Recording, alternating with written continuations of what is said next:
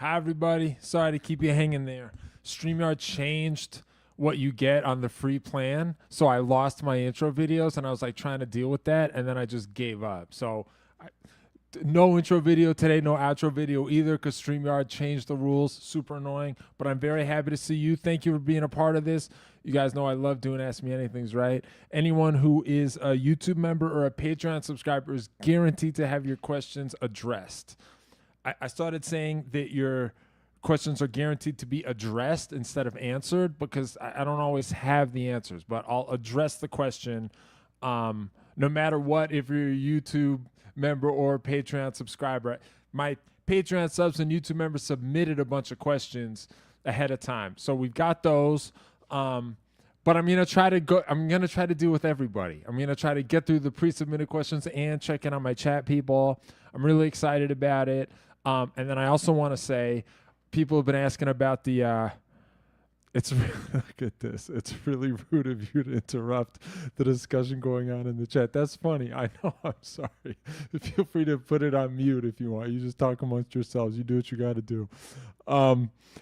Right. What was I saying? Yes. Right. Okay. I've been getting questions about my signature pedal. If I can get $100 in super chats, I'll hold up a prototype of the signature pedal. There's still things I can't tell you about it because it's supposed to be secret, but I can hold it up and show it to you if I get $100 in supers. Okay, very exciting. Let's go right in. Let's go right into the questions. Here we go. I'm gonna start with a nice easy softball. You know, I like to wade in. Here's one from Jack Markey. Did you enjoy Copland, the movie? I did. It's impossible for me not to like Copland. It's basically the cast of The Sopranos and Goodfellas, and it's got T-1000 in it, and it's set in New Jersey. I would just be like the biggest hypocrite in the world if I didn't like this movie. I haven't seen it in a while, but yeah, I liked it. Also, the funny thing about this is that like this movie came out in the 90s, so it was like before memes, but there was a really good Howard Stern soundbite that they used to spam when Robert De Niro was yelling at Sylvester Stallone and he goes, "You blew it!" They used to just spam that soundbite all the time on Howard Stern. So it was sort of like a meme before memes, which I appreciate. You know, that was cool. So that's my answer to that. All right, we're in it. We're in it now. Good to see you, Guitar Wizard. Here's something else I want to talk about. My guitar teacher wrote a book. He self-published it. Look at this. Look at the book that my guitar teacher wrote. Can you see that? The guy I took guitar lessons from, the guy who formed me when I was learning to play guitar. I still go back and take lessons from him sometimes. His name is Ed Fuhrman. He wrote a book. I've already read it. I strongly recommend it. There's a link to buy it from his website in the video description. It's called The Ultimate Guitar Practice Guide, a self-help guide for struggling guitarists everywhere. His teaching method is basically what I do when I give guitar lessons. If you want to take Zoom lessons from me, there's a link to do that in the video description as well. If you're in the tri-state area, you shouldn't take lessons from me. You should take lessons from him. And if you're not in the tri-state area, you should just read his book. He demystifies a lot of guitar stuff. He has a very no bullshit way of like understanding and explaining guitar playing. And it's just a very good book that I recommend. I'm also in it. I'm not in it a lot, but I'm in it a little bit. So if you want to read a book that will make you a better guitar player, check out the book my guitar teacher wrote that just came out. There's a link to it in the video description. Cool. All right, let's keep going through some of these questions. Here's one from Tony Not a Tiger. Top 5 Slayer riffs. And can you do sick dive bombs? You know, I can do sick dive bombs. I don't really have a whammy bar on any of my guitars because early on, when I was like 15 or something, I took these like vows. I took a series of vows. This is the kind of like dork I was as a teenager. I took these series of vows that I just made up for myself as a guitar player that I thought would help me avoid cliches. One of them was no more whammy bar. I thought if I just used whammy bar, it would like pull me into just cliche bullshit, and I wanted to not ever have to do that. So I just like swore it off. I think there are players who use it and sound great. Jeff Beck maybe being number one, but like all my favorite guitar players did whammy bar shit, like Jimi Hendrix, Edward Van Halen. You know what I mean? Like these are the guys that like made the whammy bar what it is. But as much as I loved them, I was very, very concerned early on about not just copying other people's bullshit and trying to be original and trying to have my own style. So I thought maybe if I never use it, it'll force me to be more creative. The other vows I took were no other tunings. I only did standard tuning for a bunch of years when I was starting out. I was like, if Master of Puppets can be as heavy as that record is in standard, then standard is good enough for me. So that was another vow. And then another vow was no effects, believe it or not. I didn't use pedals for a while in the beginning. Some of the vows I broke later, obviously. I think that's okay. But I stuck with the whammy bar one. So it's been a while since I did a dive bomb. Okay, then for the fun part of the question, top 5 Slayer riffs. I'm going to say... there's some obvious ones that I do love, so let's bang those out. The middle riff in Angel of Death.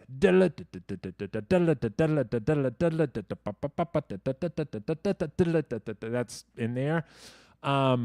Definitely a Raining Blood riff. My favorite one is the middle one there, where it's like I'm gonna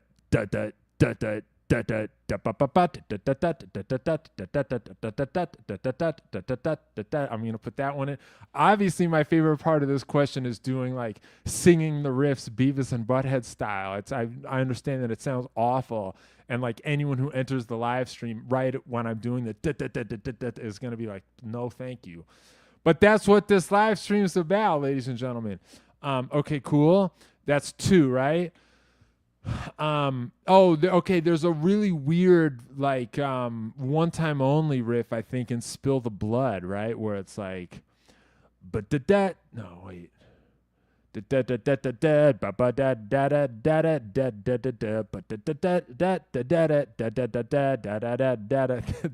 riff, you can hear it, right?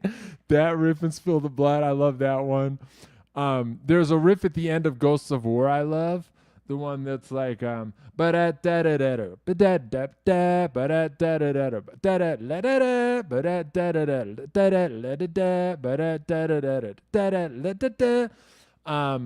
and then for my 5th spot, I'm gonna go the main post-mortem riff. I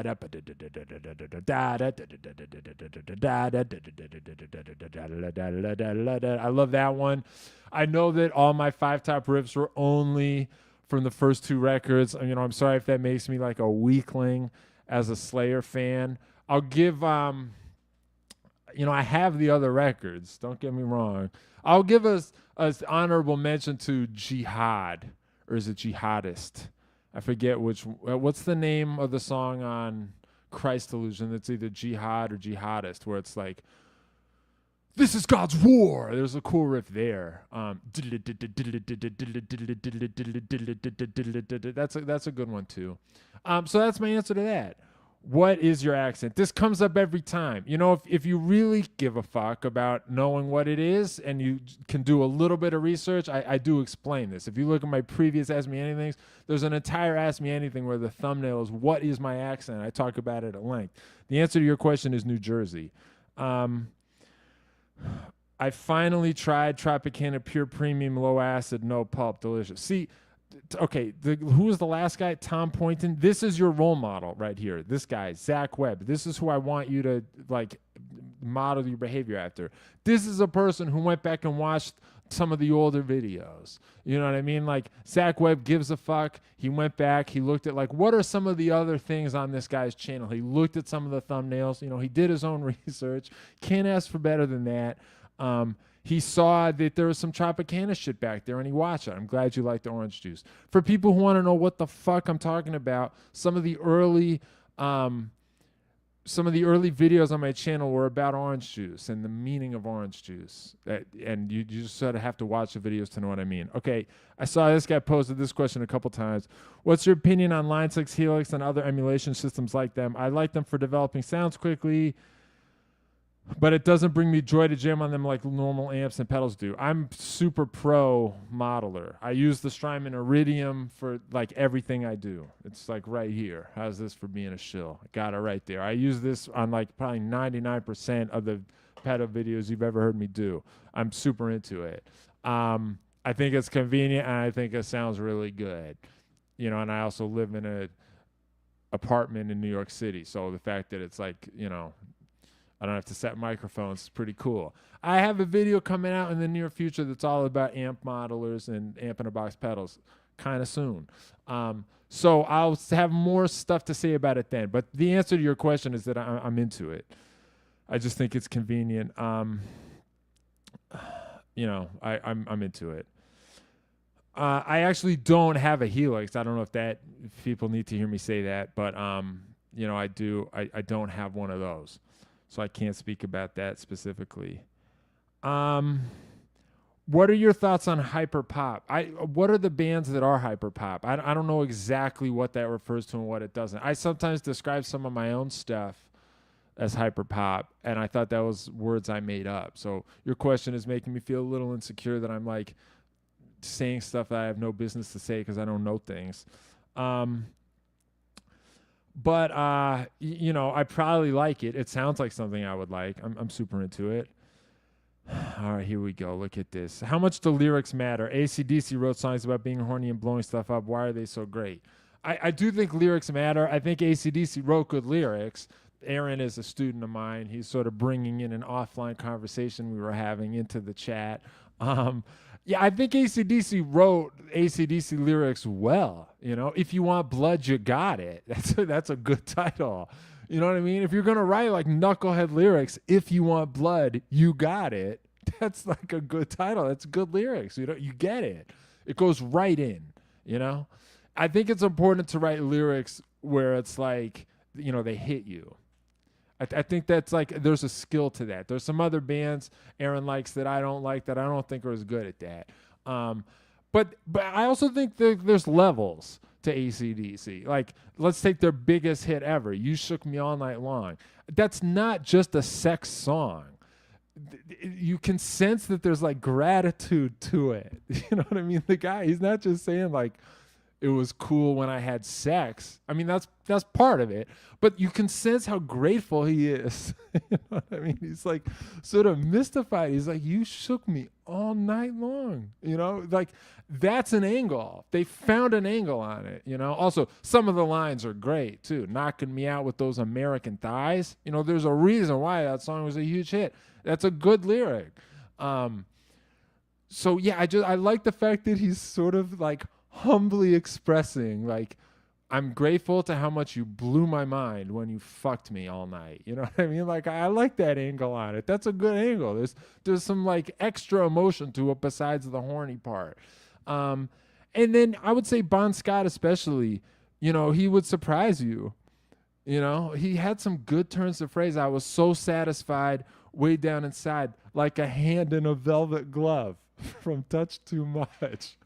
Come on. A hand in a velvet glove. Like, you feel it as soon as he says it. You know, that is comfortable. It's very comfortable to wear a velvet glove. Also, shit just like Highway to Hell. It's easy to take it for granted. You know what I mean? It's like, at this point, it sounds like a cliche. You just assume, well, people have been saying that forever, right? I don't think so. I think AC/DC like coined it. I mean, somewhere somebody probably said it first, but in the race to get the song title, AC/DC won. You know, Highway to Hell. Like, you're never going to come up with a song title for a rock song that is more perfect than that. You might be able to get as perfect, you know, there'll be some ties, but like Highway to Hell as the name of a rock song is just unbeatable. It's unbeatable. You know, as an AC/DC fan, I guess I should also acknowledge that, like, Bon Scott in particular, you know, he wrote a couple songs about having a young girlfriend where it's like, sounds a little not okay. You know, there are a couple ones that give me the willies. I'm like, it sounds like you're into the fact that your girlfriend is a little too young, too much. I don't love that part. You know, what can I tell you? Like, everybody got something wrong at some point. That's the thing they got wrong. I'm willing to admit it. I don't think it detracts from some of the other lyrical accomplishments the band made. So yeah, I'd stand by AC/DC strongly. Oh, look at my guy here, Boring Gear Reviews. Dude, great to see you. Everybody, don't watch my bullshit. Look at this dude's channel. I love Boring Gear Reviews. Boring Gear Reviews, dude. I'm a fan of your work. Thanks for being a part of this. Anybody watching this who just wants like no bullshit from a cool guy who like understands how to make pedals sound good and is like in touch with the fun of it and is like not being a snob and is not sort of like, you know, just using buzzwords and trying to be trendy. I mean, he named his channel Boring Gear Reviews. You know, there's a lot of confidence there, which I admire, and he backs it up. Anyway, what were you saying though? Most importantly, AC/DC did the soundtrack to the greatest movie of all time. Yeah, the one about the trucks. Yeah, exactly right. There isn't the crazy thing about that is that the song they wrote for it, "Who Made Who," is an AC/DC song that's not about sex. It's about like machines coming to life. And if you listen to the lyrics of that, it's like, it's weird to hear AC/DC lyrics that are like not sexual. It's like Brian Johnson complaining about how like the video game took his life unfairly. He's like pounding on the machine. He's like, you stole my extra life. It's just bizarre to hear AC/DC like talking about stuff that way. I'm sorry to tell you, I don't think the lyrics are quite as good as Hand in a Velvet Glove. You know, they were on their back foot with that stuff.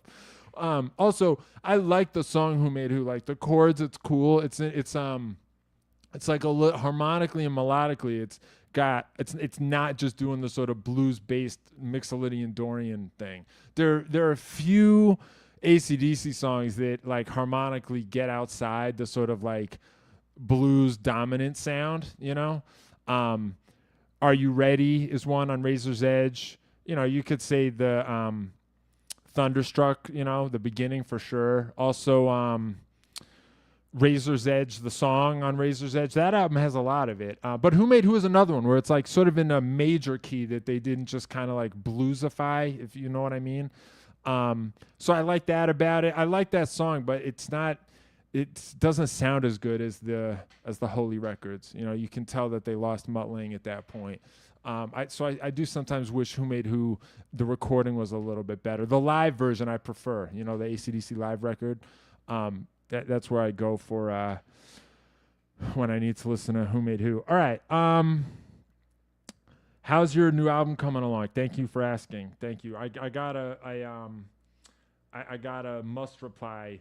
I got a Patreon guy who also asked that. We gotta get that on the screen.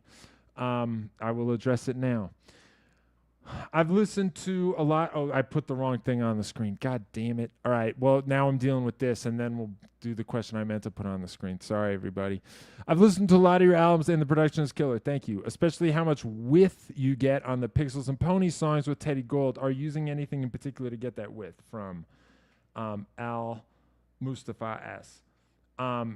Oh, no, that's not Al. That's not his name. That's the beginning of the next part. Also, the guitar solo on Take You There is absolutely murderous, and I'd love to know what you used. From Mustafa S. Thank you very much for your kind words. He's talking about an EP I put out with my friend Teddy Gold. That's like what I would describe as hyper pop music. I don't know if hyper pop is already a thing, maybe that's not hyper pop anymore. But if I were to use the words hyper pop, I would use it to describe my EP with my friend Teddy Gold. It's called Pixels and Ponies. I had a lot of fun doing it. It's like super major key, super catchy. We wrote basically all the material to try to get it synced in commercials, and we did. One of the songs was in an Apple commercial like a year and a half ago. But in the meantime, we were like doing super insane glitchy stuff. There's like solos on it. There's noise. She's incredible. The solo in the song, all the songs have solos, but the solo you liked in Take You There is the mood pedal. That's just the mood pedal going into the Strymon Iridium. That's it. even though it's just 2 pedals, one of which is an amp. It sounds super like Looney Tunes. It's just those 2 effects. As for stereo width, I'm not really the guy to talk to. It was produced and mixed by our other friend John Buscema. I love that dude. He's also from Jersey. He mixed and produced it. I'm not really a mix engineer. I'm not super good at this. I mix my YouTube stuff, but that's sort of lower stakes because there's no vocals and there's never live drums. It's always drum bullshit that I do, and it's just me doing what I do, so I can kind of do a fake mix. But if you like the stereo width, that was something John did. So I couldn't really tell you exactly what he used. But I will say this though. I think the real mix advice, the best advice I could give you, it would be to like ignore stereo width completely and try to make your stuff sound good in mono. That's doable. You can make your stuff sound good in mono. And if you can make it sound good in mono, then the stereo thing will be extra and nice. But I don't think you should ever use like panning or stereo effects to like solve a mix problem.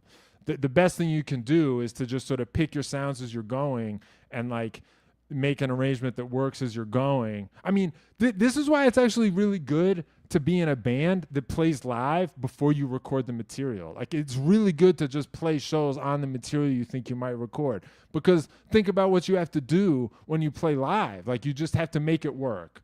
You know what I mean? Like, all the parts that everybody's playing, it has to translate live. And especially if you're like at a level where you're sort of playing clubs and you're one of many bands on a bill and you all sort of went in on it together and, you're like doing the indie grind.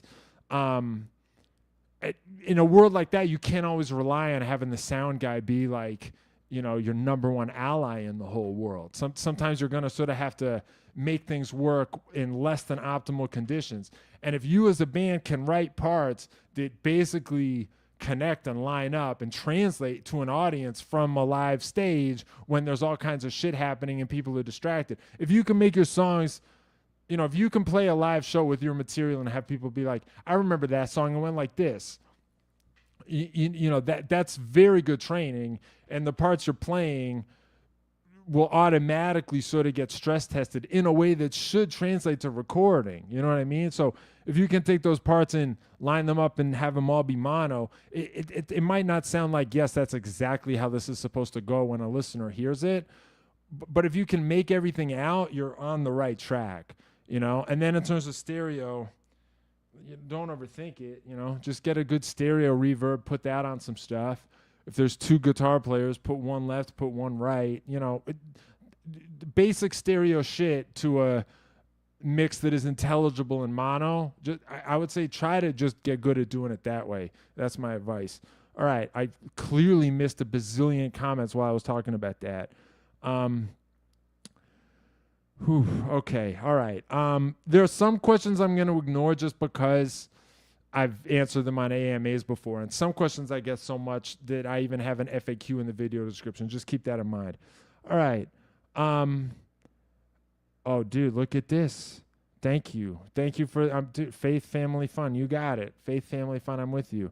Thanks for your $5. If I can get $95 more, I'll hold up a prototype of my signature pedal. Just something to keep in mind. All right. Where was the question I had to answer about how my record is going? Here's one that's sort of similar from Vital Mints. Any plans to play live after the album release? I mean, yes, there was plans to play live even before the album release. I was hoping to follow the advice I just gave myself. I wanted to play some of this material live before we had to record it and sing it. I should have done that. I just, between the YouTube channel and the record and like taking my voice lessons again and getting my voice back in shape and like, feeling bad that I haven't given my Patreon people something to deal with in a while, the live shows took a hit. I'm not going to defend it. I'm just telling you, like, I've been meaning to get the live show back together for a while. So, yes, I would love to tell you that once the album actually comes out or before it comes out, we'll be doing live shows again for sure. Okay. All right. Oh, since Boring Gear Reviews is here, let's do his question. He gave me a really fun one. Um, if you could be in any band, which? And if you could fight any fighter, which? Um, all right. Be in any band. I sort of have like the fantasy answer and then the real answer. The fantasy answer is like if I can use a time machine and join Thin Lizzy in like 1979 or 1980, I would do it. Specifically, this is going to be boring if you're not a Thin Lizzy fan. I apologize in advance, but this is the kind of live show where when it's time to talk about Thin Lizzy, we're going to talk about Thin Lizzy for a long time. So just know that now. You know, if you gotta go, now's the time. I won't blame you. My fantasy here is that I'm joining the version of Thin Lizzy where Snowy White is in the band, and I am replacing Snowy White. Now, I like Snowy White. I don't want to disrespect him. In fact, there were cool songs on his records. I like Hollywood. I like Killer on the Loose. I like Leave This Town. I'm pretty sure it's his solo on Leave This Town. It's a fucking shredding solo that I love. I don't feel good saying, yeah, I would take his place, but that's my answer. Before him, Brian Robertson, that was like, you know, the quintessential version of the band. I don't want to fuck with that. Then there was the one Gary Moore record. Look, I can't, you know, Gary Moore, that one record, he shreds. I can't touch that. And then, you know, later, after Snowy White, they had the last record with John Sykes, who was a monster. But, oh, dude, Matthew Averill, thank you for the $10. Thank you very much. I appreciate it.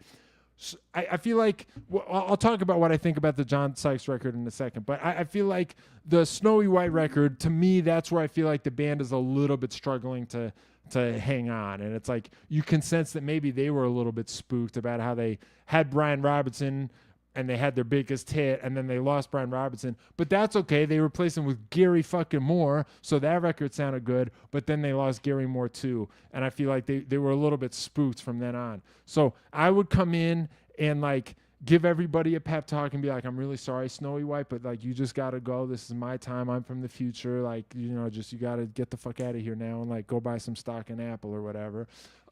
And then I'd be like, guys, you don't understand. It would be like the the pep talk in Swingers, where it's like you're so money and you don't even know it. You know, you've got these big bear claws, and you're like, what am I gonna do with the bear claws? What am I gonna do with these?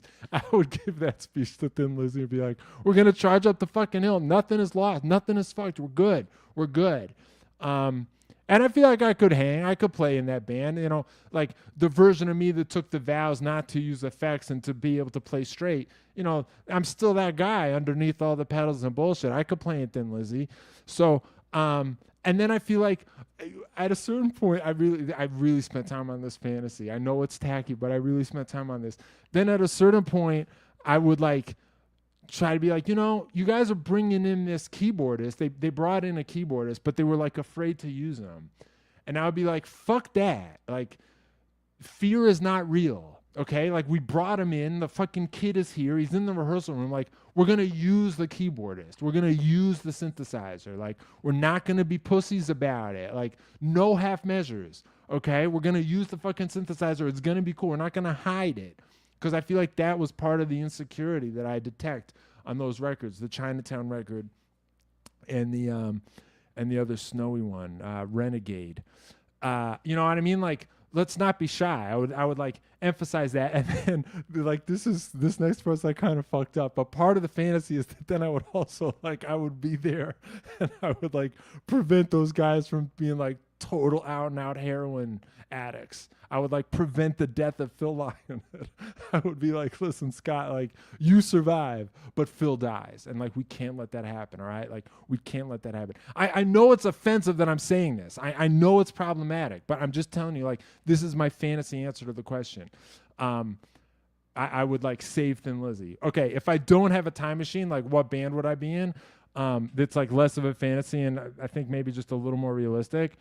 You know, if I can really dream, the answer is 9 Inch Nails. Like I would just, that's like my dream gig was to just like be up there with Robin Fink playing some fucked up guitar tones. I think I could do it. You know what I mean? I think I could play whatever fucked up thing needs to be played on that show. I think I could do it. I think I can get the sounds. I think I understand like the assignment.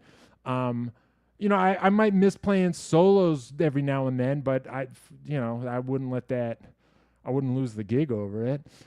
I just feel like Nine Inch Nails is that's like the dream band for me to play in. And then, so then the second part of the question is, what fighter would you fight? Yeah, listen, I'm better at playing guitar than I am at boxing. You know what I mean? I love to talk about how boxing is part of my life. I love to shove it in everybody's face all the time. For sure, I love doing that. But I'm better at playing guitar. Any pro fighter would murder me. You know what I mean? I mean, not murder me, but like it would be bad. It would be bad. So, I don't know how to answer this question because like I'm just gonna lose anyway. I guess I don't know whether it's like I should pick somebody because I think they would like go easy on me, or if I should just like pick someone to be hardcore and then like say that I did my rounds with Sonny Liston or whoever the fuck it is. Thank you for the money. I really appreciate it. Thank you so much, Tone Bender X. Oh,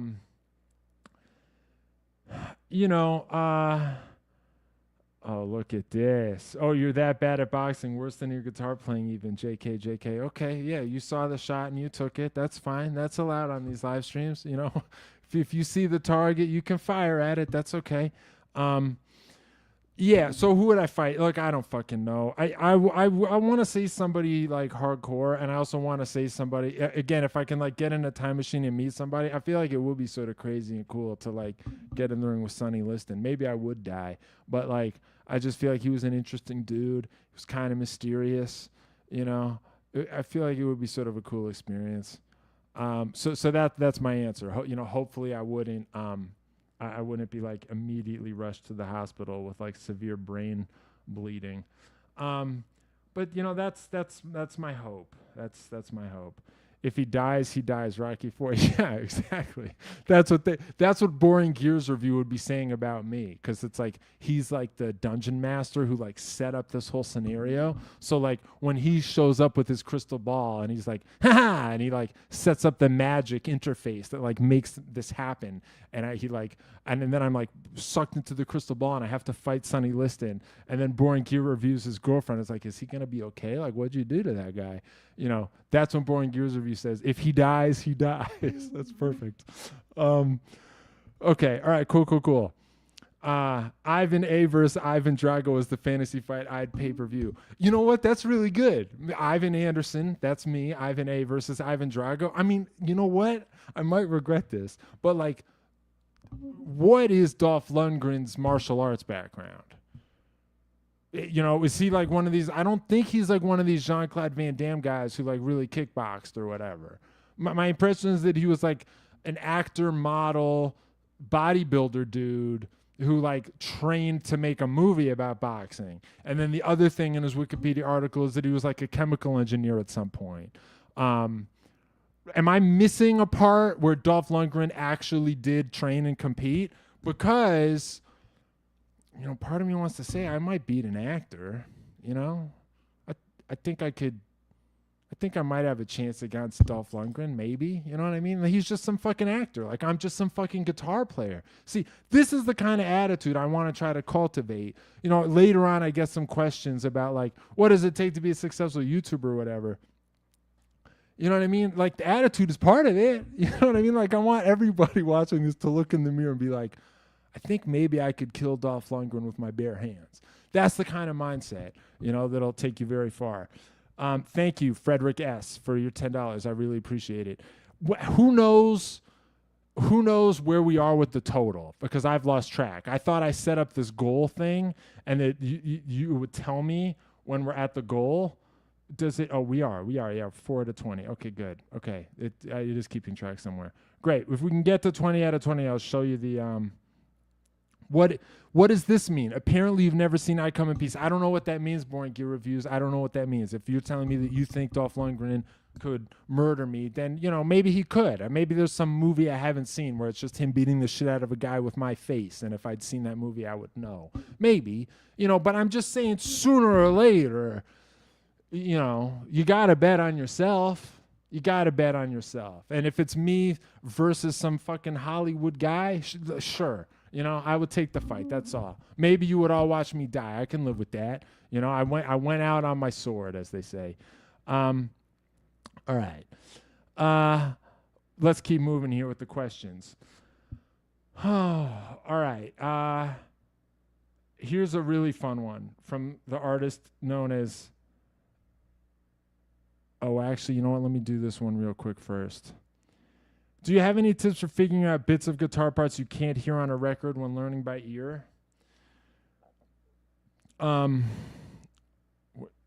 kind of dig making up something that sounds plausible instead of perfect transcription. So definitely come up with something. I think that's very good. I think don't look up the transcription. Like, insist on coming up with something plausible. I think you should do that. I grew up in the era when it was CD players. So, like, you would just rewind over and over and over again. Slowing down wasn't really a thing. That's how I learned to play stuff by ear, I think another one of the vows I took when I was like a 15-year-old dork was like, I'm never going to look stuff up. I'm never going to use tabs. I'm going to try to figure it out. And if I can't figure it out, I'll bring it to my guitar teacher and then I'll watch him figure it out. But even that's instructive because, like, I would have brought it in having already sort of failed to figure out the thing. And I would have my ideas about what it is or what it is not, or like I sort of had sort of like, is it something in this direction? And then I would see him figuring it out.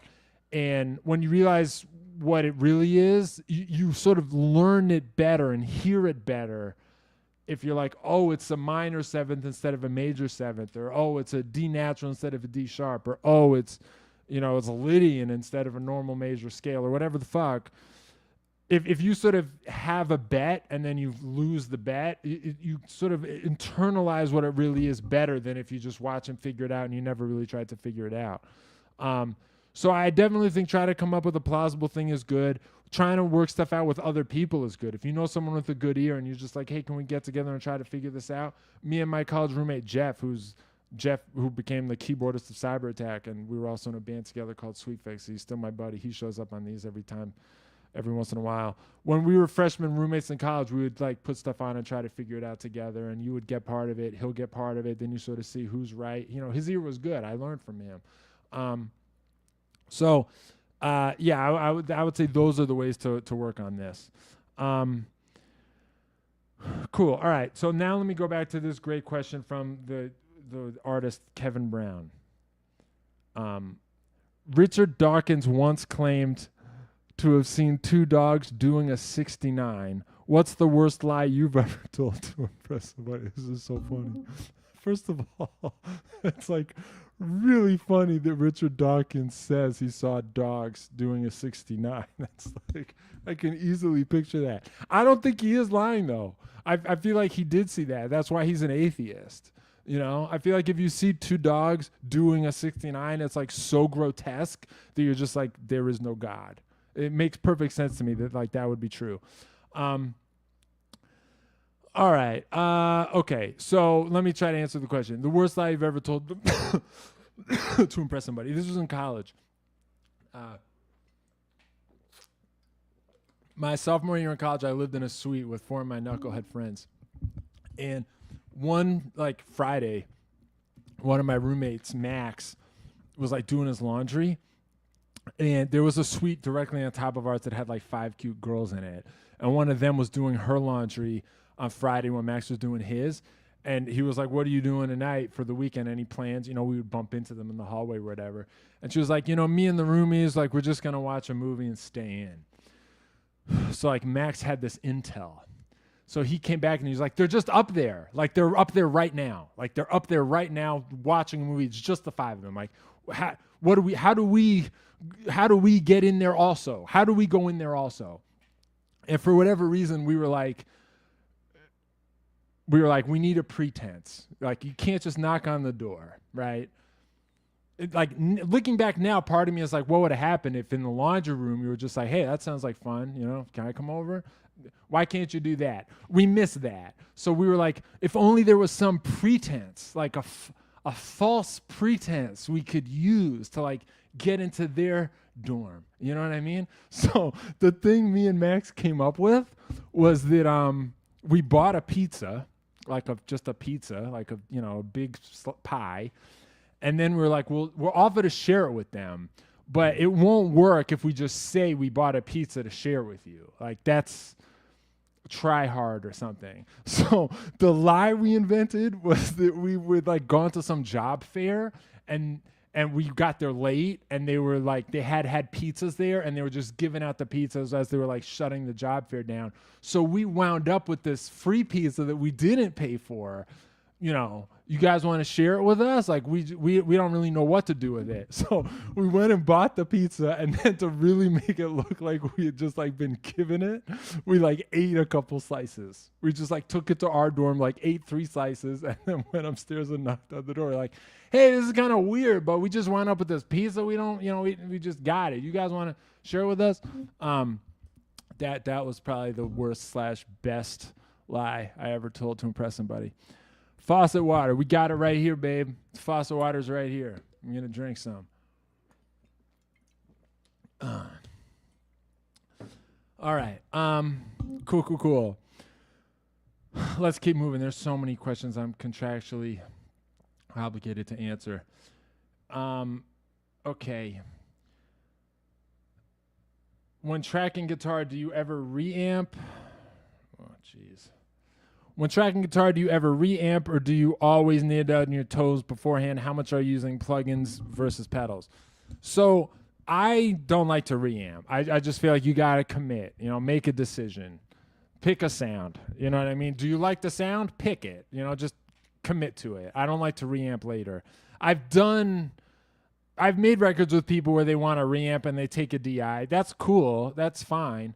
But I just feel like we live in a world where like, I know how to get a cool guitar sound. Like if I'm working with the producer, I'll be like, do you like this? And if he says yes, I'm like, let's go. Now I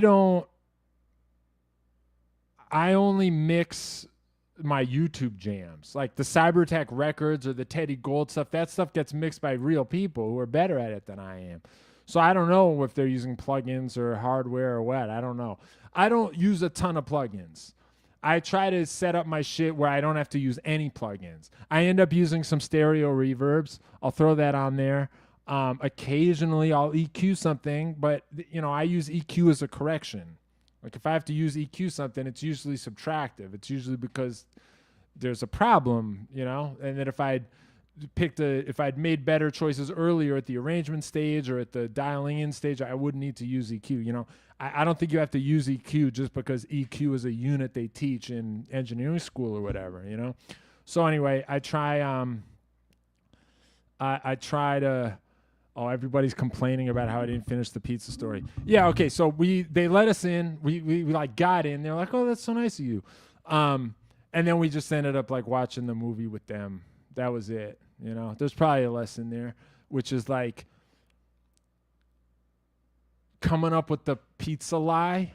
That's like fucking with pedals and like pedal order and signal flow and asking questions about like plugins versus hardware. Okay. And like just being able to fuck, that's like being able to play straight, just like being able to pick up the guitar and play. You know what I mean? So you judge for yourselves, like which of those two skills is more important and more valuable in the end. All right, cool. Let's keep going. Oh, here's a good one. Here I like quick little ones like this. What was the last fairly recent LP you gave repeat listens to? From Global Janner. Do you guys know this dude, Fantastic Boom? He has a record that I like listening to. It's called That Which Cost Me Nothing. It's pretty out there. It's like, I mean, if you like my stuff, I think you'll like his stuff, even though it's very different. It's like he can shred, but it's like glitchy. There's some weird stuff going on there. It's it's got Radiohead vibes. I don't really know how to describe it. I really like it. I listen to it. You can find it on anywhere. I listen to it on Bandcamp. I'm a Bandcamp dork. Yeah, I would pick Fantastic Boom and his record that would cost me nothing. Oh yeah, okay, here it is. Here's the other question I got to deal with. This is the album question. I'd like to hear more about your upcoming album, release date, interesting production stories, key learnings, etc. All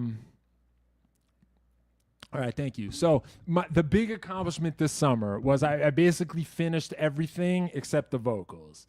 The tracks are done except the vocals. I didn't mean for the YouTube channel to take as big a hit as it did, but it happened, but I'm back.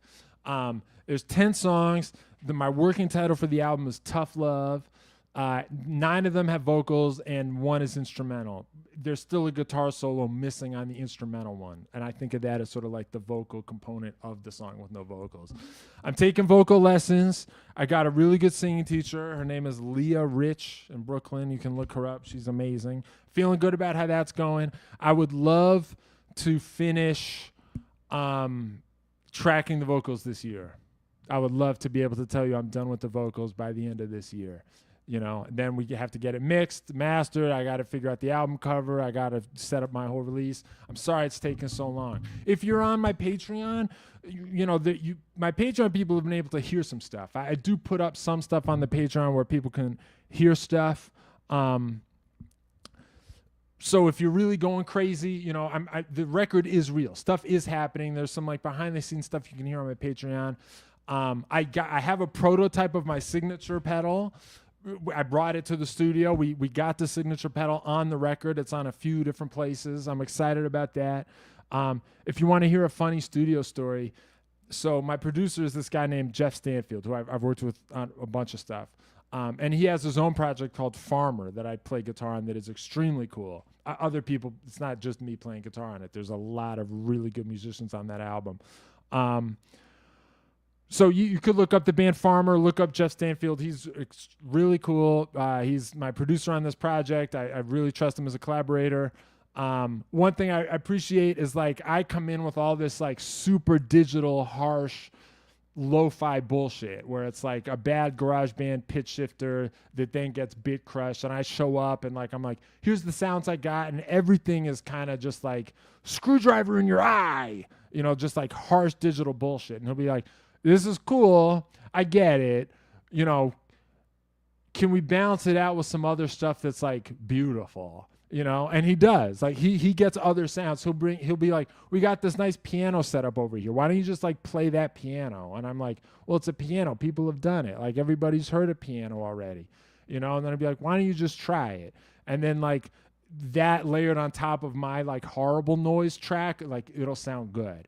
Or he'll be like, we got this really good acoustic guitar here. Why don't you play that? I've never owned an acoustic guitar in my life. I'm like, it's been done. Like, what do you think I'm trying to do? Like, you know what I mean? I'm not going to beat John Mayer at his own fucking game. I'm trying to like annihilate that kind of stuff, And he's like, why don't you just try it? So then like we'll play acoustic guitar and that layered with my shit, it'll sound great. So I appreciate the way he's like respectful of the like horrible noise shit that I'm like, this has to be part of it.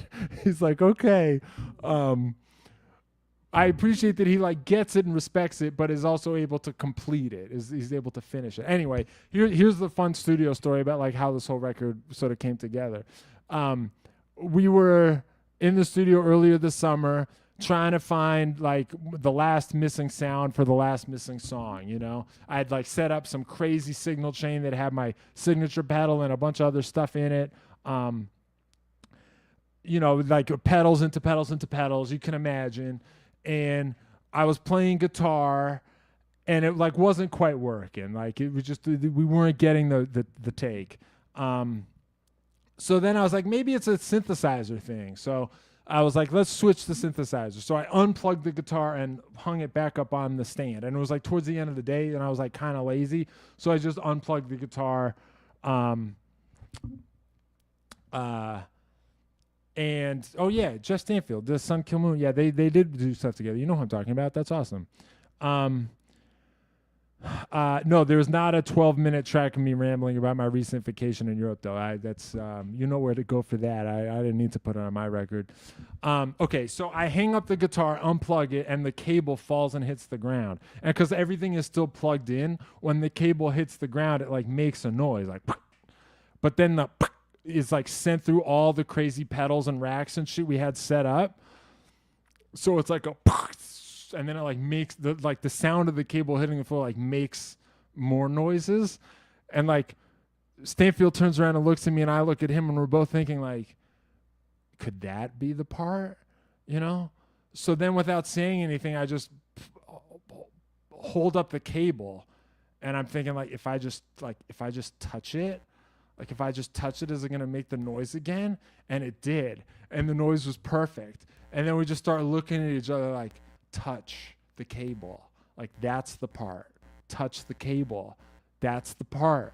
Touch the cable, that's the part. So then we did a whole other pass where I'm just like touching the cable at different times, and like that was the part. And like this was a couple days in towards the end of the day, so we were like, are we just so far up our own butts that we think this is amazing and it's not? But then we listened to it again later, and it was amazing. So I'm really excited for you guys to hear this record when it comes out, and you can hear the part where I touch the cable. Great. Okay. Thank you for bearing with me. All right. Here's another question from Undercover Salamander. If you had to do a guitar duel with your 25-year-old self, who would win and why? Love this question. I love all the combat questions. I would win. I would beat my 25-year-old self. There's no doubt in my mind about this. I would win because I know everything he knows and more. And I can do everything he can do and more. There's nothing my 25-year-old self could play that I can't still play. You know, I like kept practicing. I'm a better guitar player now than I was then. And I don't just mean like old guy better. I am old guy better, by which I mean like, you know, you can do more with less. You can hear shit you didn't used to be able to hear. You have an appreciation of like the space, you know, the unplayed note. Like I have all those things, but I'm not saying that because I also can't play as fast as I used to be able to, or like I can't show off the way I used to be able to. I didn't lose any of that. I think I could beat my 25-year-old self at most things. You know, I tried to stay fresh. You know, I really tried to. I bring this up at some point on every live stream. You know, there's a marvelous Marvin Hagler quote, which is like, "It's hard to wake up at 5 a.m. and do your road work if you've been sleeping in silk pajamas." I don't sleep in silk pajamas. I wake up at 5 a.m. I eat 2 spoonfuls of Nutella and I go train. You know what I mean? The only thing my 25-year-old self can do better than me is run faster. I can't run as fast as I could when I was 25-year-olds. I can't, and I guess I also can't speak as well. That might be a brain damage issue. We can talk about that later too. My 25-year-old self can run faster than I can now. I can accept that. I can accept that. I wish I could still run as fast as I used to be able to, but you know, the way it's the question wasn't about who would have the better 5K time.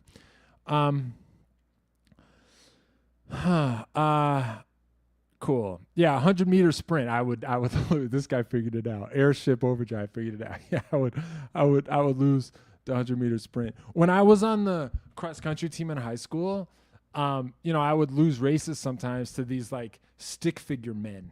You know, these like 15-year-old like skeletal boys, where they're like the dudes with like the hole in their chest. You know what I mean? Like that kind of like super skinny dude. They'd like beat me in the race. And I would console myself by saying like, well, you know, in a fight, I would kill that guy. Not because I even knew anything about fighting. I was just like, I'm not a stick figure, so I bet I could murder him. You know, that's how I would make myself feel better. All these years later, like now that I box, you know, when I have a bad round and I say to myself like, well, you know, I bet in 2005 my 5K time was better than that guy. It doesn't make you feel better at all. you can't use it the other way. So, yeah, if I had to lose the 100-meter dash, I could live with that. All right. Here's another one I have to answer because it was from a Patreon dude. This is from Vital Mints. That guy really got his money's worth with the pre-submitted Patreon questions. Agree or disagree? Great music can make mediocre lyrics sound better, but great lyrics cannot make mediocre music sound better. Strongly agree. Strongly agree. There's previous live streams where I talked about this a lot. Yes, I believe that like the melody and the power of music can make, lyrics sound better than they are. But smart lyrics, like it doesn't make a song yummier, Like I was made for loving you. Is that a 1 in a million lyric? If I said to you, if that song had never been written and we were just hanging out and I was like, listen to this. I got this new song I wrote and the title is I Was Made for Loving You. Would you think to yourself, wow, that is a title for the ages? I don't know that you would. I think it's good enough. I think it's fine. There are some titles, like I was saying before, Highway to Hell. I Want You to Want Me. There are some titles where like you hear it and you're like, well, of course that's a fucking title. I still haven't found what I'm looking for. It's like, it's so clearly meant to be a song. I Was Made for Loving You. I'm not sure it rises to that level, but you get the right melody under it. You hear Paul Stanley's High Range. Like, sure, I buy it. I like that song. I'm like, yeah, it is a good song. That's fine. I don't think it happens the other way. Like, although some of this is a taste thing. Like, I feel like there are songs where like the cleverness of the lyrics is carrying the music, and that's just not really my taste. I don't think that all lyrics benefit equally from a good melody. I think it needs to be emotional lyrics. I think lyrics that are sort of like acerbic or like have a point or sort of like trying to show you their wittiness, I don't think those kinds of lyrics can get the star boost from a melody the same way like emotional lyrics can. There are some acts like, They Might Be Giants, Bare Naked Ladies, Ben Folds. I would even, I'm sorry to say, put Bob Dylan in this category where I just feel like you're supposed to be kind of bowled over by how smart the lyrics are.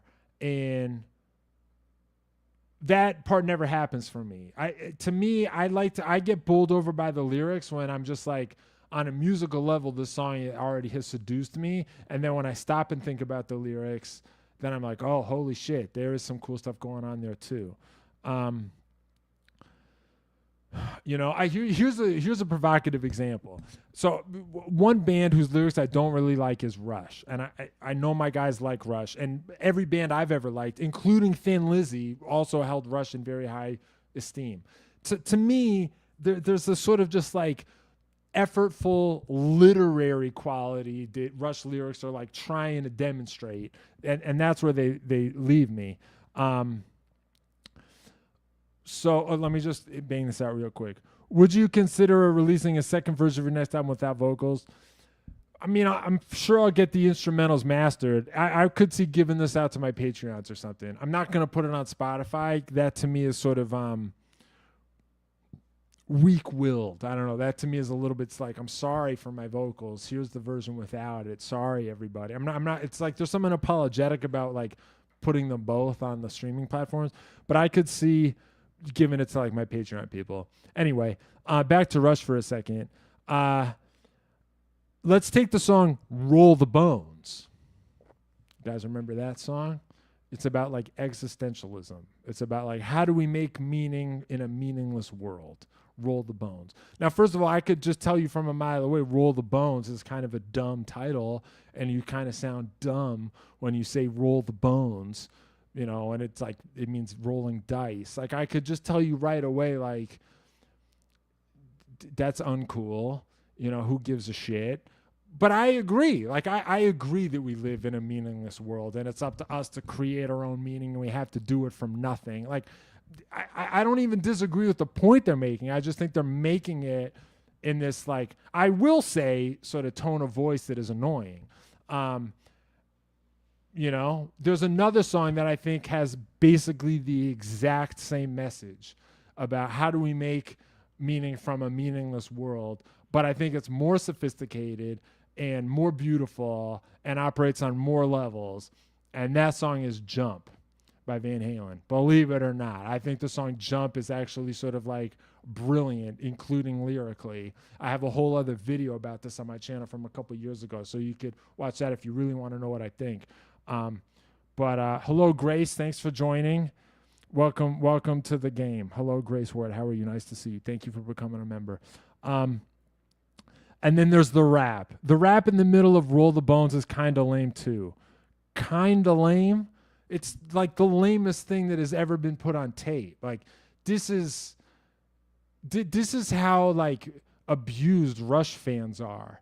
You know what I mean? Like there's so much learned helplessness coming off of the Rush fan that when they get to the rap in the Roll the Bones, they're like, oh, I guess this is kind of lame. Like, are you not aware that it's like the worst shit anyone has ever heard? Like there's nothing worse than the rap and Roll the Bones. It's absolutely terrible. I saw some video where Neil Peart talked about that. That's the other thing. It's like, I am informed about this. Like I gave Rush their time of day. You know what I mean? Like, I spent time checking their shit out and like reading the stuff and watching the stuff. Neil Peart, there's some behind the scenes thing where Neil Peart talks about writing the rap in that song. And he says like, I was actually, inspired by some of those rap guys whose work is actually not bad. That's how we talked about it. And like he condescends. I don't think you should ever condescend to your own choice. Like they decided to put rap in some of the Roll the Bones. They decided to put some rap in Roll the Bones because some of those rappers are actually not bad. I don't think you should put anything on your record just because some of those other guys are actually not bad. First of all, that's like an annoying way to talk. Like you should put it on the record because you think some of that stuff is great and you want to put great stuff on your record. So is there some sort of weird fashion issue here where like Neil Peart in the 80s couldn't bring himself to say that like some of those rappers are actually great? Because if he did think that, then I think he's losing some points by not just coming out and saying it. And if he didn't think that, then like, well, that explains why the whole thing is so mediocre to begin with, because they were just making mediocre choices based on what other people doing that were kind of not that bad. You see the problem here? Anyway, all right, okay. The best rap breaks are the mid-90s GNR concerts. Axl starts rapping during some of the songs. I once lost control of a live stream because I was reminded of the moment on GNR Live during Knocking on Heaven's Door when Axl goes, "Give me some reggae!" It's so funny. This is the second time I've ever had to stop a live stream to laugh really hard because of the time Axl Rose says, "Give me some reggae!" It's so dumb. It's so dumb. I love Axl Rose. I really love him. I think he's great. I love him so much. I love the songs he wrote.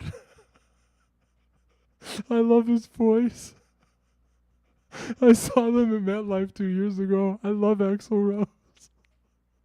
And it's so dumb and wrong when he says, "Give me some reggae!" You gotta stop watching this. Go look it up. It's on the great double CD GNR Live album, which I also love. And the version of Knocking on Heaven's Door. Oh man, I don't know if I can come back from that. Anyway, let me also just say I went pretty hard on Rush and Neil Peart, who is dead.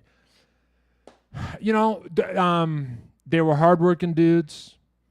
No lineup change once they became the three.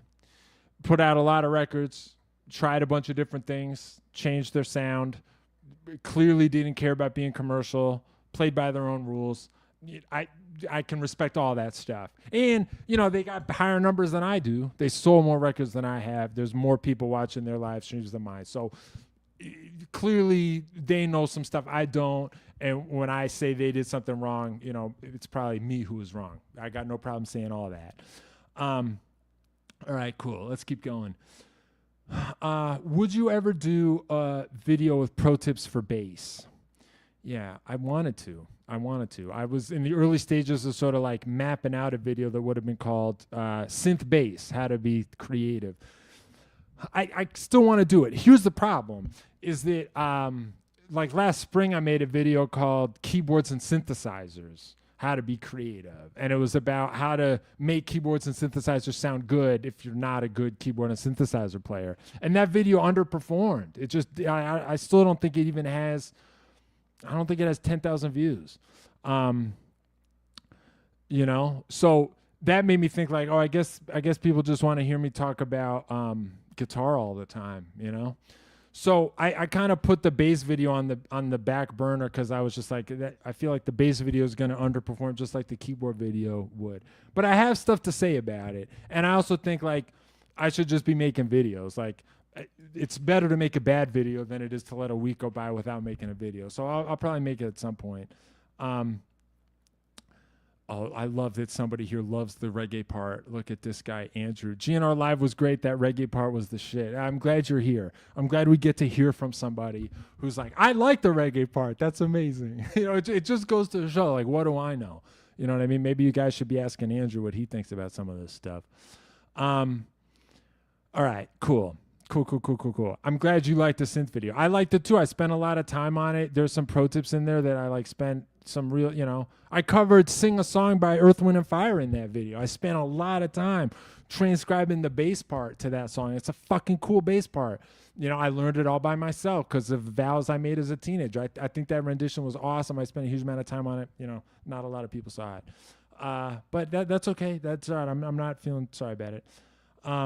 Oh, it's Andrew, my guy who took lessons. Dude, it's great to see you. I'm sorry. The thumbnail of you is tiny. So, yes, of course, it's my guy, Andrew. It's great to see you again. I hope you've been well, my friend, in Canada. I remember you. All right, cool. All right. There were some other early questions I got to go to. Oh, this was amazing. Look at this fucking question. I just was honestly my favorite part about being a YouTube guy who has enough followers to get YouTube questions is the fact that I meet other people with minds like this. This is from Danit2XL. What is the best rage card to name my solo doom metal project? Current frontrunner is Black Spiral Dancers. Also, the sidestep is the best pro tip ever. Be well, Ivan. Thank you. Okay. Everyone in the world except me and Danit right now is wondering what rage cards are, and I'm so happy to be able to explain it. You guys remember in the 90s when Magic the Gathering was invented? You know what I mean? Remember when they made this like collectible card game that was like for dorks? It was like if Dungeons and Dragons was like a card game. And then they invented like Yu-Gi-Oh! And Pokemon cards. So that was like a huge craze. And a bunch of people started making different fantasy card games based on other role-playing games. And this one sort of edgy role-playing games company called White Wolf made a card game based on their vampire property, which they called Jihad. And then a couple years later, they had to change that name for reasons you could probably guess.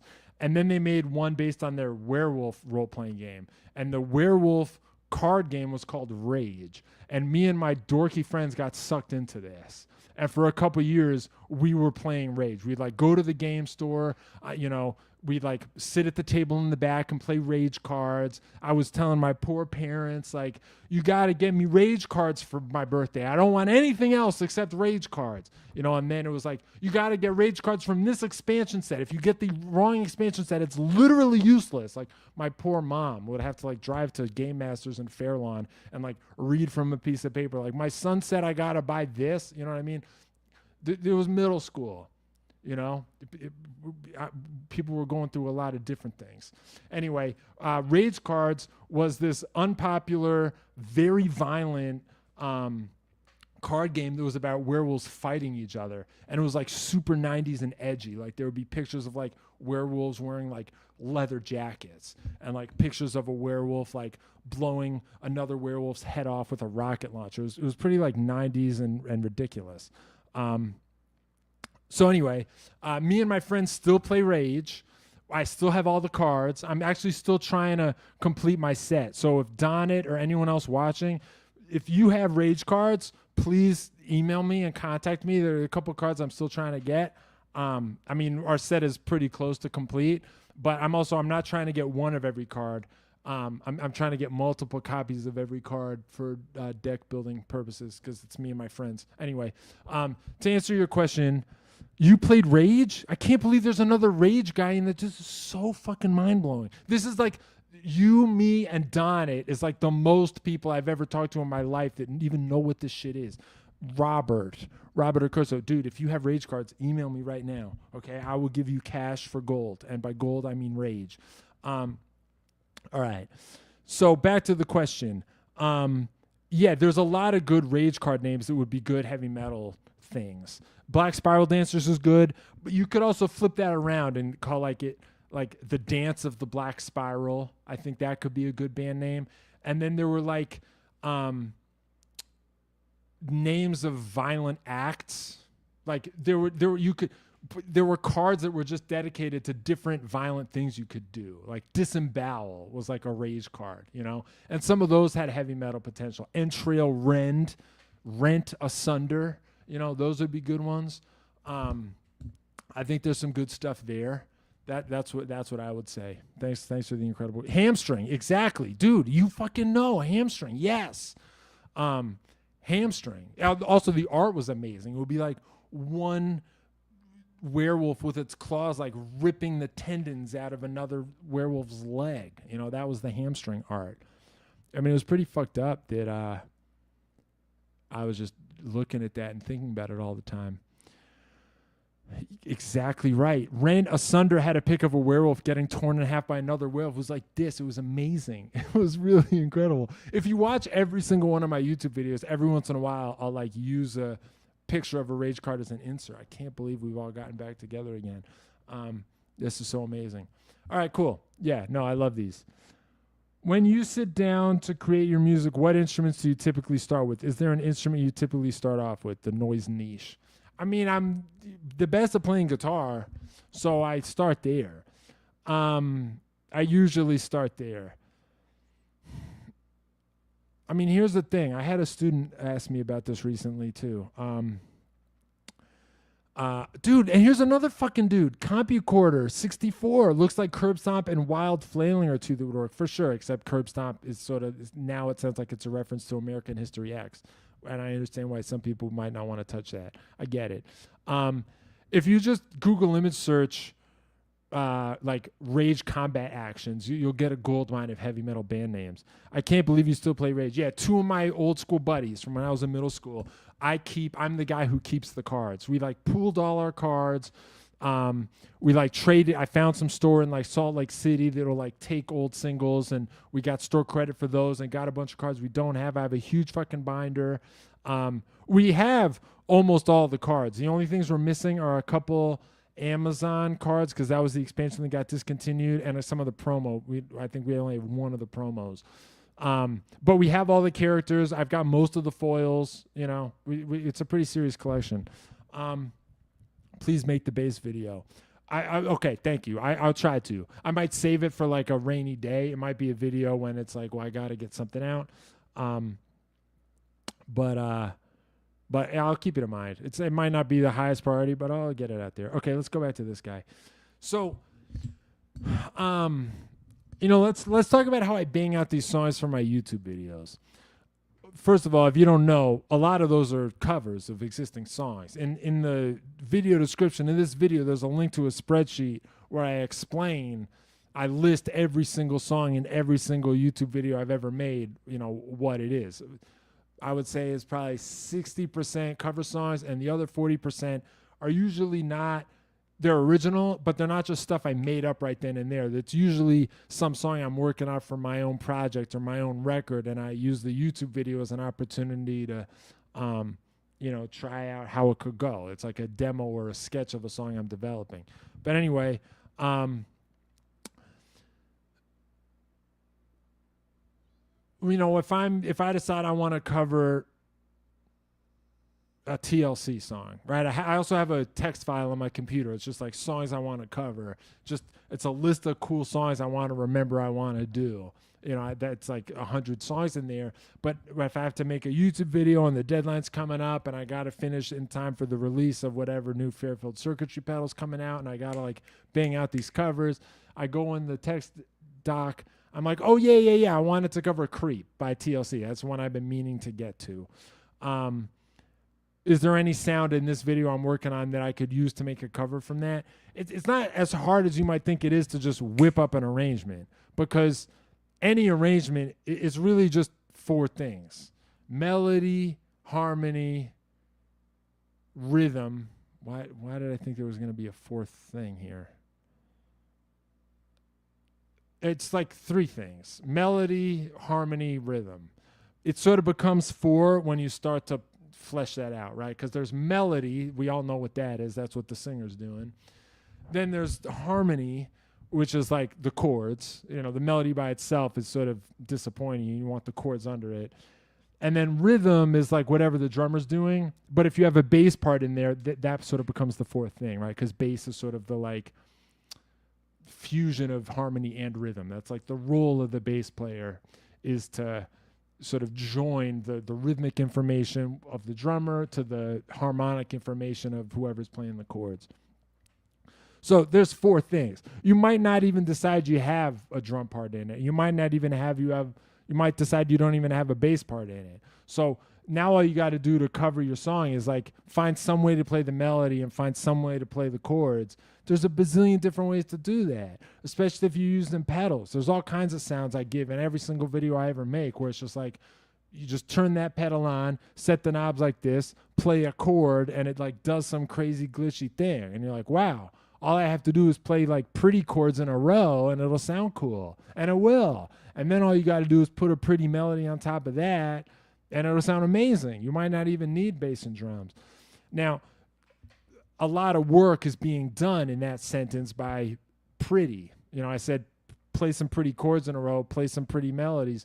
That's why I go back to my list of cover songs I want to do. I'm not sort of coming up with pretty shit from scratch every single time I got to make a video. I don't bang out 5 completely original, beautiful progressions and melodies. You know, I go back and just cover all the artists I like. So if you're curious to know who it is, you can look for the link in the video description. Yeah, I sort of ignored timbre in this case. Yeah, timbre's also a huge part of it. Timbre's maybe the biggest thing I spend my career talking about on YouTube is timbre. But the truth is, like, what good is timbre if the material itself isn't very cool? All right, cool. Let's keep going. Let me get through a couple more of these pre-submitted ones. Oh, here's a cool one from raccoon.avi. I feel like this is a question from someone who's seen my live streams before. Favorite Bible verse or passage from some other spiritual philosophical text? I don't know the Bible well enough to do a Bible verse. I'm not really religious. I think I do have like beliefs. I think it's important to have beliefs. I think it's important to like have a belief system. In fact, I think like, you know, I'm alarmed when I think that like maybe a lot of people don't. I'm not saying you need to believe exactly what I believe, but I think it's important to believe in something that's like bigger than you. I really do. I think that's important. You know, I'm not religious, so my belief system is just some bullshit I cobbled together from like, you know, sports psychology, stuff they say in 12-step programs, and the Terminator. I actually think like you would do pretty well if you just tried to do the stuff the good Terminator does in Judgment Day. I really think he's like he's a good role model. You know what I mean? He doesn't feel sorry for himself.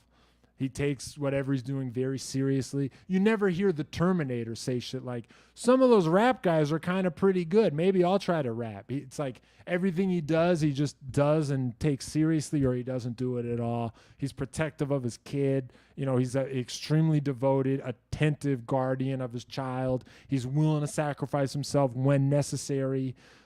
He doesn't feel sorry for himself when he does. He doesn't feel sorry for himself ever. He's respectful and deferential to Sarah Connor. You know what I mean? It's sort of hard to find fault with the good Terminator in Judgment Day. So, you know, he's probably my number one role model now that I think about it. Some people know. I knew this stream was going to turn into a Terminator talk. I mean, I love the part where John Connor cries and he's like, "What's wrong with your eyes?" I say this in every fucking live stream. But notice that like, even when the Terminator doesn't understand what crying is, he doesn't make fun of it. He doesn't make fun of it. John Connor explains that he's crying, and then the Terminator's like, all right, I guess I'll think about that. And then by the end of the movie, he says, I understand why you cry. It's just something I can never do. That's very commendable behavior. The Terminator confronts the unknown. He doesn't make assumptions. He doesn't get sarcastic. He doesn't instantly ridicule it. He seeks to understand first. And then if it turns out to be something that even he can't really do or understand, like crying, even then he like holds it in respect. He's like, crying is a thing that some beings do that I cannot. That's over here. I'm here. But he's not superior to it. I really like, this is honestly like how I try to behave. It really is. There's some things I don't get. And I'm more opinionated than Terminator. I'm flawed, But at my best, I try to remember, like, well, maybe there's something there that is just beyond what I'm capable of, like how the Terminator thinks right before it sacrifices himself in order for the greater good. Also, the Terminator has a conception of the greater good. He literally murders himself for the salvation of humanity. Cool. All right. But so to answer to the question, though,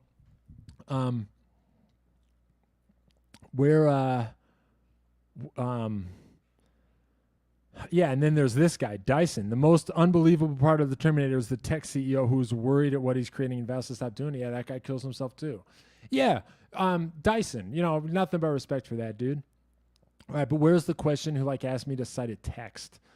One thing that came to mind for this is there's Joyce Carol Oates wrote a book about boxing, and somewhere in it she says, love commingled with hate is more powerful than hate or love. And I think about that sometimes. I don't even know if I believe it. I might not. I don't know if I agree with the idea that love commingled with hate is more powerful than love or hate. But it's provocative, and I like that it's in the middle of some book about boxing. I like that part about it. I like that she was thinking about boxing, and somehow that led to that kind of sentence. That's what I like about boxing, too, is just that it feels like you're sort of in touch with some of the more hardcore forces at work. It's like if there's ever a thunderstorm and you kind of just want to go outside for a minute and just like be in that, like that's kind of what boxing feels like. I maybe don't agree. I maybe don't agree, but it's the kind of about that love commingled with hate is more powerful than love or hate. I don't know. I don't know what I think about that. Sometimes I think that like the purest love is maybe still more powerful. I don't know. Think about a mother's love. You know what I mean? Like it seems sort of extremely pure and extremely powerful. Like, I mean, this is going to be a morbid example, but like, think about some of the mothers of these school shooters, like they'll say shit like what he did was horrible. What he did was extremely wrong. And I don't condone it, but he's still my son. You know what I mean? Like, you're telling me that love with hate in it would be more powerful than that? I might disagree with Joyce Carol Oates. Maybe there's like a form of parental love that is even more superior. But it's like, this is the kind of shit I think about. And that's why I like that book, On Boxing by Joyce Carol Oates. It's also from a long time ago. And it's a little like, it sometimes maybe feels a little performatively intellectual on a subject that would be easy to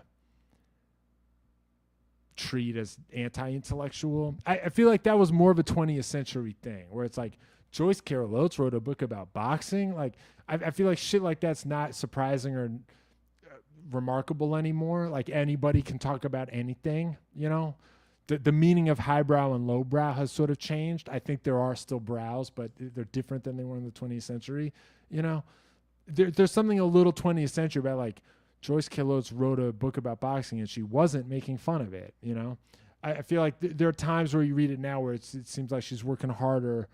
She's working conspicuously hard to demonstrate that this is an intelligent subject. I mean, it's a little bit like Neil Peart saying, some of those rappers aren't entirely bad.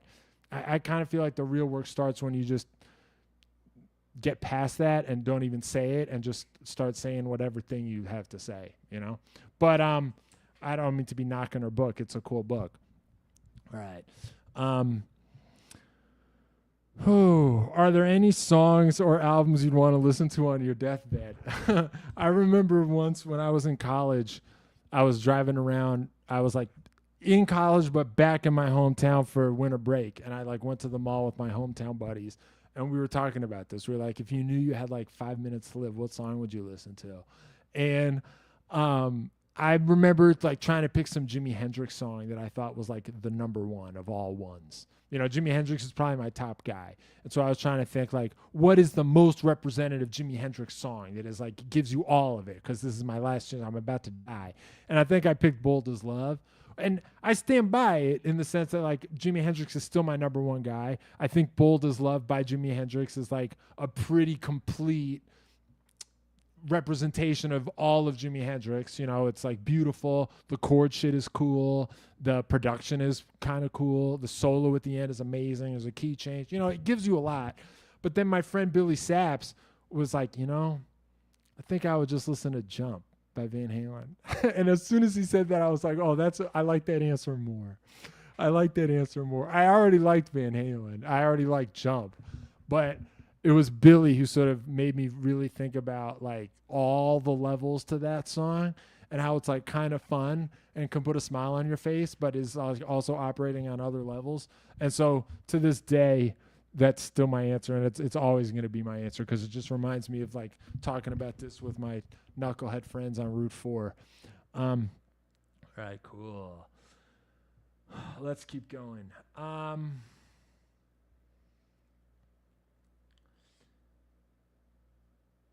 What about...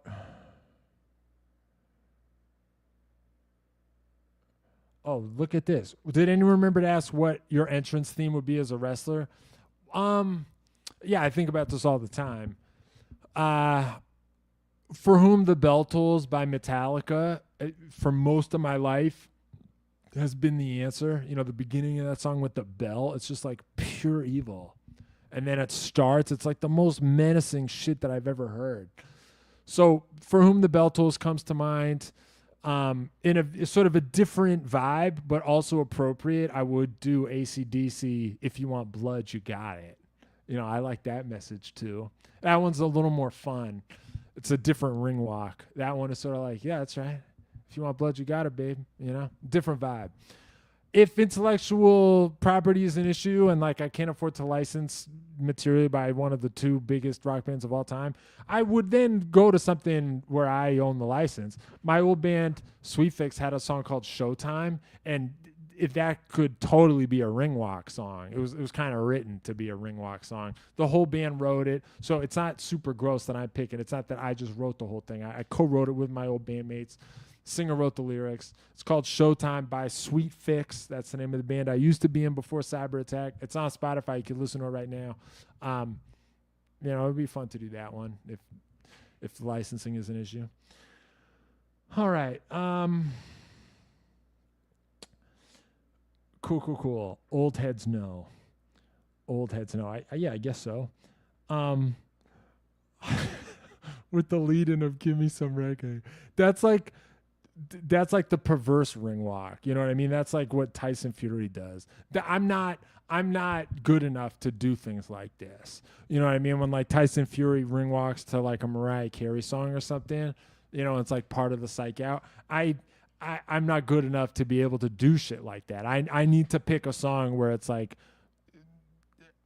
I'm still feeding off the menacing, violent energy of the song, and it's making me menacing and violent as a result. I can't afford to like not get the star as I'm running through the level. You know what I mean? I need to get the item when the item spawns, except in this case, the item spawn is the ring walk to the song.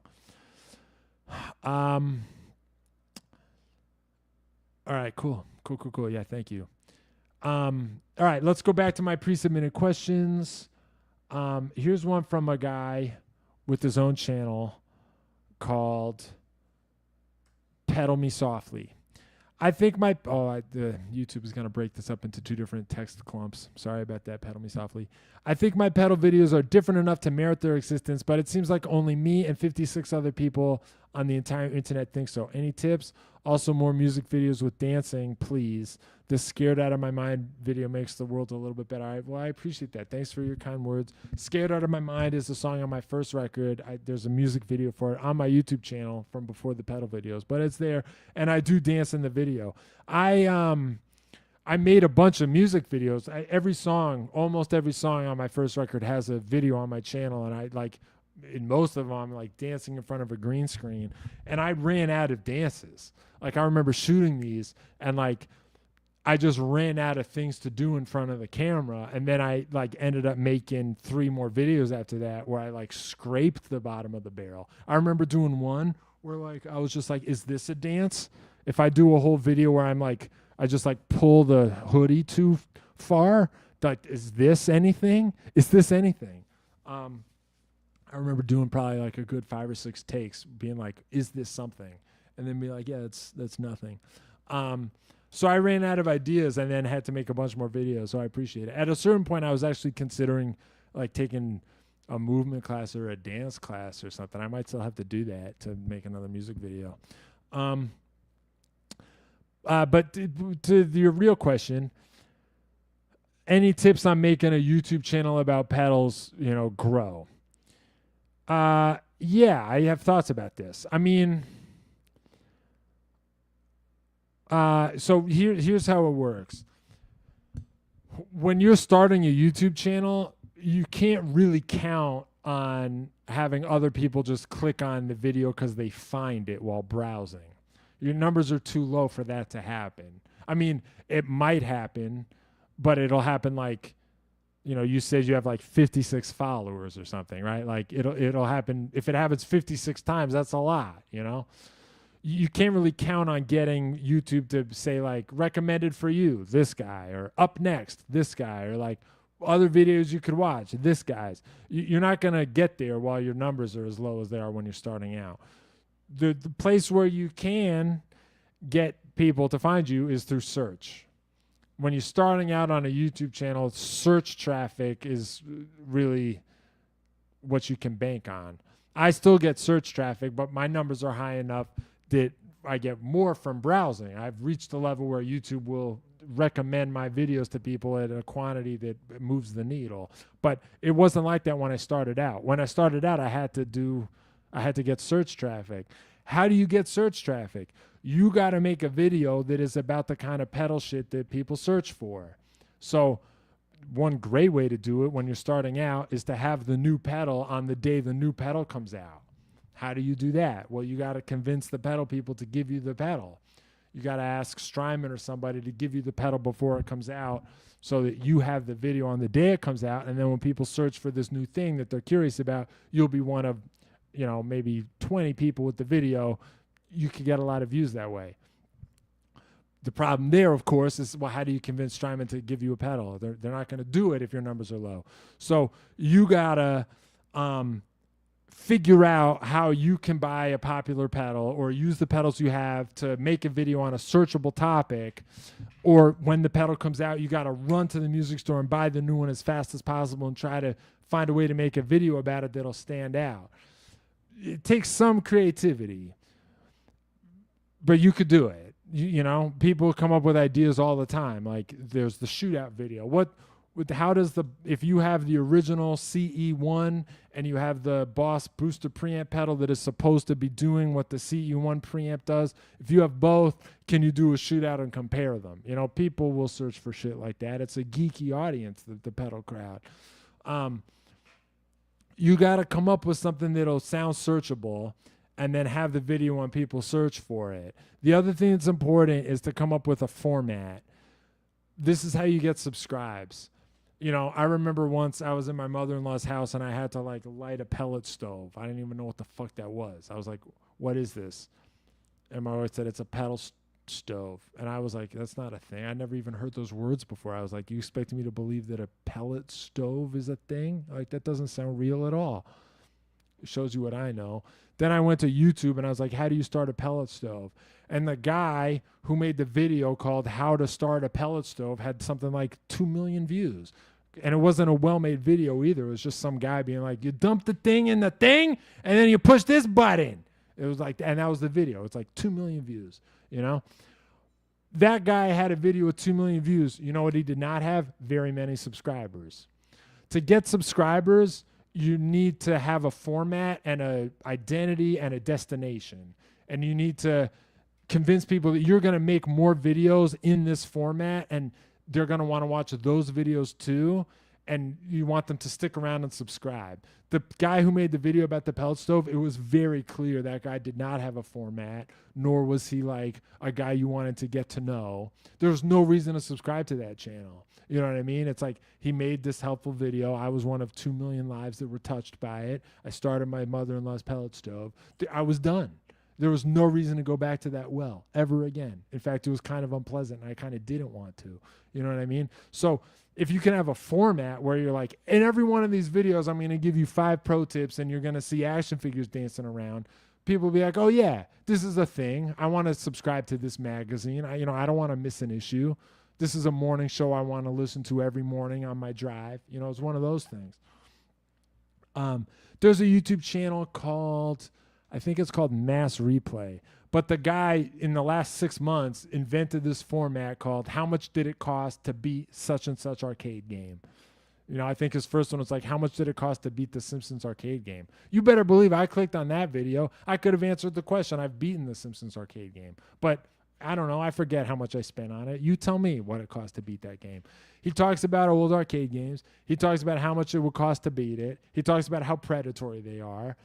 That guy has picked up like 30,000 subscribers in like less than a year because he's got this format that is just, you know what it is. You know you're going to want to click on it again next time too. That guy's channel is growing faster than mine. You know what I mean? He figured it out. So you got to come up with a format and you got to come up with videos that are going to be searchable somehow, which means in the early days, you're sort of going to be chasing the trend a little bit. If there's like a new Von Gogh pedal or there's a new Fairfield circuitry pedal or there's a new Benson pedal, whatever the fuck it is, you got to sort of be chasing that. You don't need me to tell you what the real trends are. I'm not even that good at it. But you basically need to win the search for long enough to get your numbers up. And then the more your numbers go up, the more YouTube will be like, all right. You know what we're going to do for you? We're gonna put your video in some people's feeds. See how it goes. We're gonna see what happens if we give you your button, open the books for you a little bit, see if anybody clicks on it. My man, thank you for being a part of this Boring Gear Reviews. Any tips on finding a good manager? Oh yeah, were you in here before asking me to hook you up with a manager?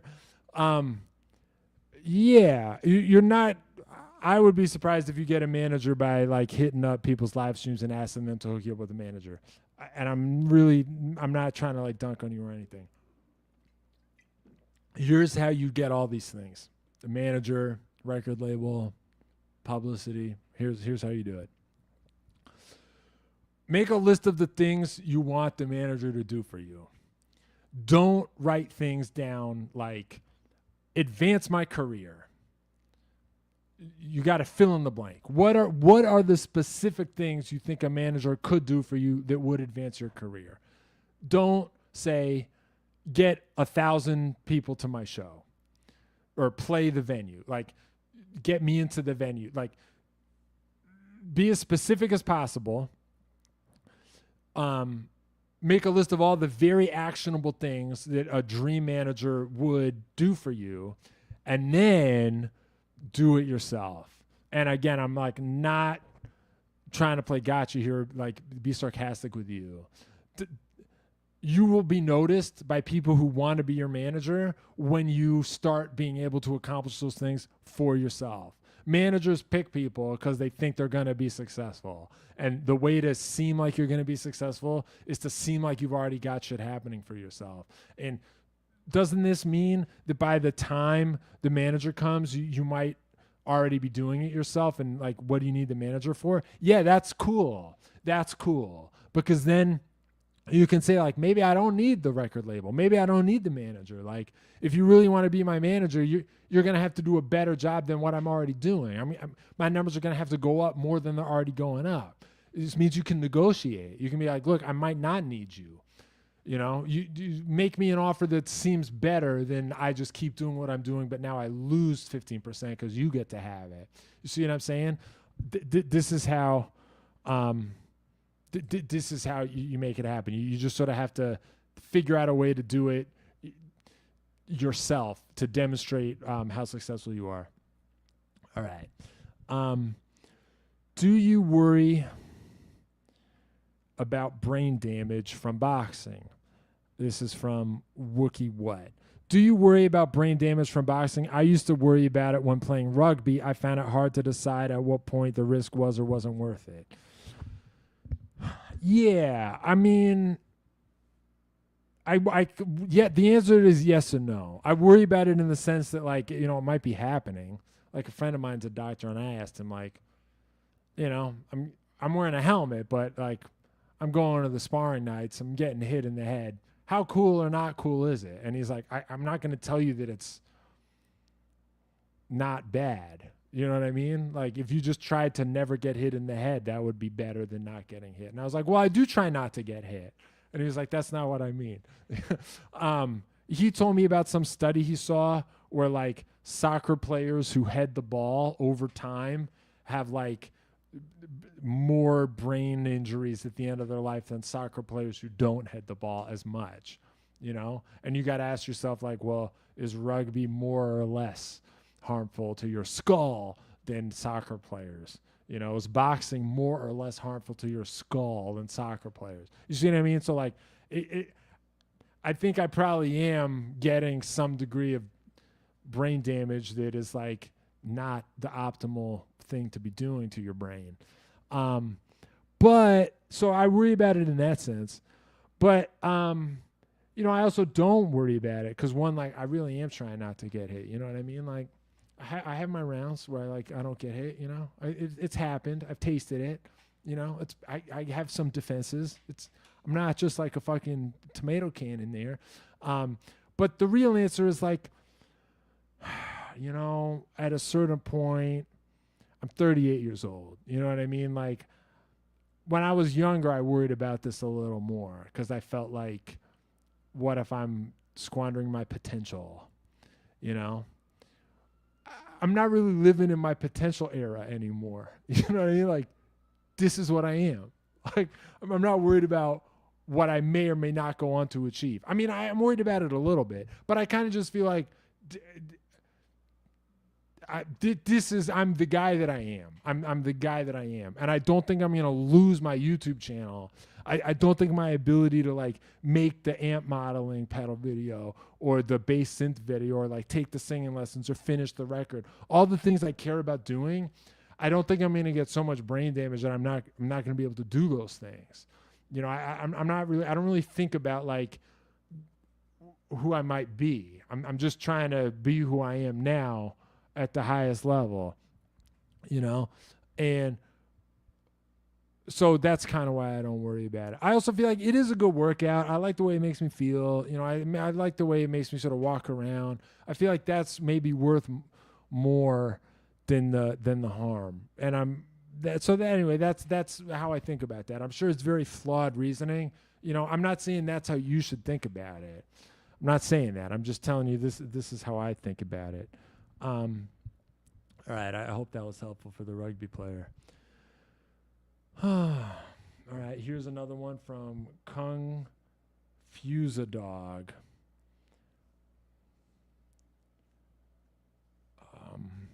You capture nostalgia in music and videos very well. What are your favorite tricks to make something sound old? Can you also mention one guitar composition example, like chord voicings or techniques?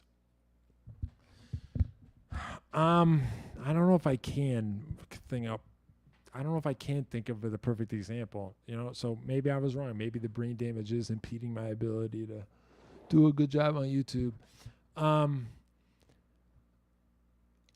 I mean, my favorite tricks to making something sound old. There's one, a very obvious one, which is just to like roll off your treble and put some vibrato on it, or just use the instant lo-fi junkie from Zvex. This is an all-time favorite pedal of mine. I love this pedal. You just step on this and it'll make whatever you're playing sound old. This is not the only pedal that can do it. Shallow Water from Fairfield Circuitry could do it. Warped Vinyl from Chase Bliss could do it.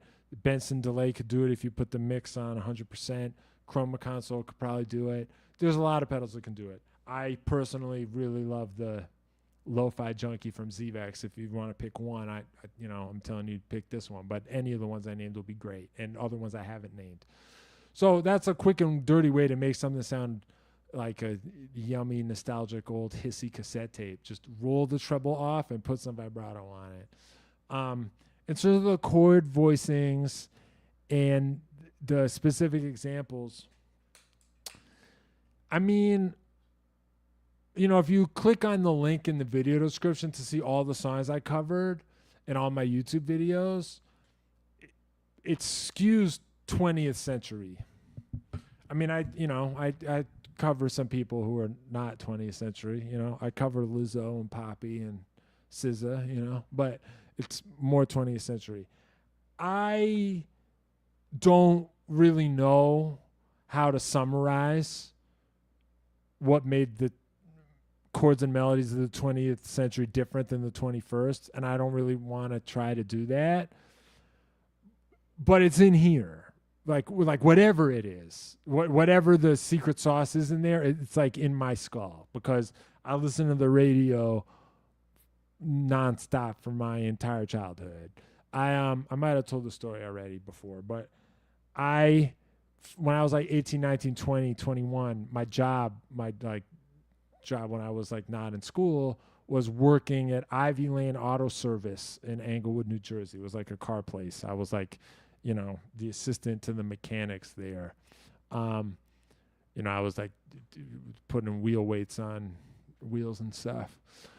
Or sweeping up, I'd have to like refill the antifreeze containers, and they would send me to the warehouse to get parts, and I would like, have to take some client car to do it. They would be like, make sure the turn signals work, or like see if the brakes work, whatever. I'd have to like take the client car to the warehouse. The reason I'm telling this story is that I would always turn on the radio in the client car, and whatever was on, I would just listen to that. And then whatever was playing, I would try to sing along to it and harmonize to it. This was like an early sort of type of vocal training I put myself through. I would just try to harmonize whatever was on the radio at any time. And I would just accept the radio station that was on this person's car. And the reason I say that is like, I didn't just listen to music all the time. I was like trying to figure it out, or trying to harmonize to it, or trying to like internalize some of it. It's good to listen to a lot of music, but it's also good to just figure out a lot of music, or like try to cannibalize some part of it, try to get it inside you so you know how it goes so you can recreate it. If you look at all the songs I covered in all the videos I've made, it's a pretty wide range. I mean, I have my favorites, it's a lot of Van Halen, it's a lot of Smashing Pumpkins, but there's like Luther Vandross is in there too. I got Frankie Valli in there. It's not all just like my rock and roll cool guys, it's like all kinds of different stuff. And so, try to take an active role in your own musical diet, and like try to get as much of that in your metabolism as possible. I myself don't know how to say, well, if you do this kind of shit, it's going to sound old-timey. I mean, I guess, I feel like popular music has gotten a little less adventurous harmonically. I really hate to generalize like this, because it just makes you sound like a bitter old man, and I really don't want to sound like that. Popular music 100 years ago, like a song like I'll See You in My Dreams, like they would fuck with the diminished chord, and like a minor 6 chord, a dominant 7 flat 9 chord, altered chords. Like popular music used to